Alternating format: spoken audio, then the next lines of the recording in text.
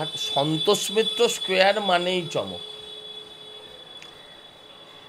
দেখো, বিশেষ করে আমরা যেটা চলি সেটা হচ্ছে আমরা ট্রেন্ড, যেটা কারেন্ট ট্রেন্ড তার ওপরে চলার চেষ্টা করি। আমরা একটা কোনো ভাবাবেগের উন্মেষ ঘটানোর চেষ্টা করি।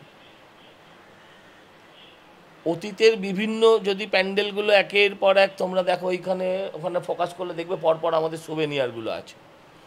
তো যদি আমরা ওইগুলোর দিকে এক নজর দিয়ে দেখি তাহলে আমরা এটা দেখতে পাবো যে আমরা সবসময় প্রেজেন্ট ট্রেন্ড যেটা তার ওপর ভাবি।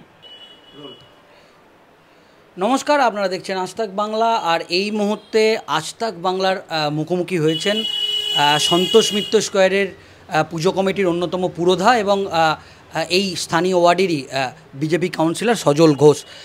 আমরা দেখেছি যে প্রত্যেক বছর সম্প্রতি আমরা যদি দেখি বিগত 2 বছর একদম বিরাট চমক রাম মন্দির তিনি তৈরি করেছিলেন, সেটাও একটা বিরাট চমক ছিল। প্রচুর মানুষ, একেবারে রেকর্ড সংখ্যক মানুষ এই সন্তোষ মিত্র স্কোয়ারে ভিড় হয়েছিল। এবং আগের বার গত বছরও আমরা দেখেছিলাম যে গোলক যেটা করেছিলেন সেটাও এই লেজার লাইটে প্রচুর লোক তিনি এখানে টেনেছিলেন, এটা বলাই যেতে পারে। আমরা জানি যে একাধিক হেভিওয়েট মন্ত্রী, ক্যাবিনেট মন্ত্রী তারাও পুজো করে, বিরোধী কাউন্সিলর বলা যেতে পারে, তার পুজো একটা চমক কিন্তু থাকে। এবং এবার আমরা যেটা জানতে পাচ্ছি যে অপারেশন সিন্দুর বা অপারেশন সিঁদুর, সেই থিম এবার তিনি আনতে চলেছেন। আমরা পুরো বিষয়টা একেবারে ওনার মুখ থেকেই জেনে নেব। সজলদা, এবারেও যেটা একটা শোনা যাচ্ছে যে আবার তোমার একটা চমক, যদি একটুখানি বলো। না, প্রথম বলি, তোমার ভাই একটা জায়গায় ভুল হয়ে গেল, তার আগের বারে লালকেল্লা। আচ্ছা, তার আগের বারে লালকেল্লা। আর সন্তোষ মিত্র স্কোয়ার মানেই চমক। দেখো, বিশেষ করে আমরা যেটা চলি সেটা হচ্ছে আমরা ট্রেন্ড, যেটা কারেন্ট ট্রেন্ড তার ওপরে চলার চেষ্টা করি। আমরা একটা কোনো ভাবাবেগের উন্মেষ ঘটানোর চেষ্টা করি। অতীতের বিভিন্ন যদি প্যান্ডেলগুলো একের পর এক তোমরা দেখো, ওখানে ফোকাস করলে দেখবে পরপর আমাদের সুভেনিয়ারগুলো আছে। তো যদি আমরা ওইগুলোর দিকে এক নজর দিয়ে দেখি তাহলে আমরা এটা দেখতে পাবো যে আমরা সবসময় প্রেজেন্ট ট্রেন্ড যেটা তার ওপর ভাবি, মানুষের ভাবাবেগের কথা ভাবি। সেরকম কিছু না থাকলে তখন অন্য কিছু ভাবি, অ্যাবস্ট্রাক্ট ভাবি। আমার মনে হয়েছে যে আমরা যখন লালকেল্লা করেছিলাম তখন আমরা জাতীয়তাবোধের একটা উন্মেষ ঘটিয়েছিলাম। ওটা ছিল দেশাত্মবোধক। রাম মন্দির অ্যাবসলিউট ধার্মিক, ঐতিহাসিক, পৌরাণিক এবং স্থাপত্য, এই 3টে বিষয় ছিল। গত বছর এই ধরনের কোনো কিছু ছিল না। তার আগের বছর লালকেল্লা ছিল স্বাধীনতার অমৃত মহোৎসব। গত বছর এই ধরনের কিছু ছিল না। আমরা একটা অ্যাবস্ট্রাক্ট করেছিলাম, কারণ মানুষ আমাদের থেকে একটা সামথিং ডিফারেন্ট এক্সপেক্ট করে। এবার যেটা হবে, এবারে মানুষ হাঁ করে দেখবে, খুশি হবে, বাচ্চা থেকে বুড়ো। ইন্টেলেকচুয়াল খুশি হবে, আর যারা ওই বেদের মেয়ে জ্যোৎস্না টাইপের, ধরো স্বামী কেন আসামি, হ্যাঁ, তারাও খুশি হবে। এই সিনেমাগুলো যারা কমার্শিয়াল মুভিজ যারা দেখতে ভালোবাসেন, আমি কাউকে ছোটো করছি না, তারাও খুশি হবে। It will be a total warfield. যে যুদ্ধ আপনারা দেখেছেন সেই যুদ্ধের একটা ছোট মহড়া এখানে পাবে। এটা একটা ওয়ারফিল্ডের মতো কাজ করবে। সেখানে কি লেজার লাইট কিছু ব্যবস্থা থাকবে? লেজার নয়, থাকবেই, লেজার তো থাকবে।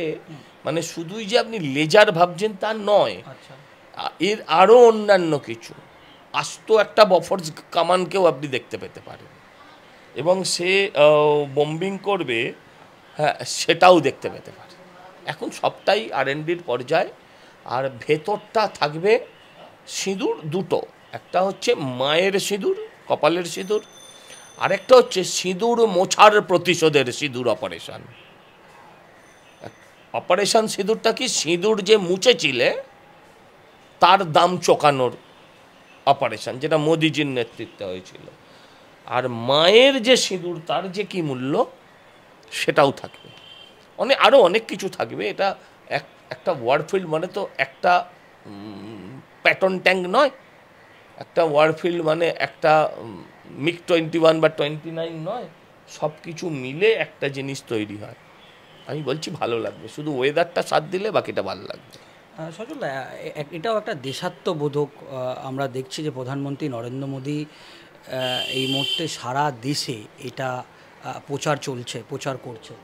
তো সেক্ষেত্রে এই যে একটা দেশাত্মবোধক যে ভাবনা, এটা কোথা থেকে এলো যদি একটু বলেন।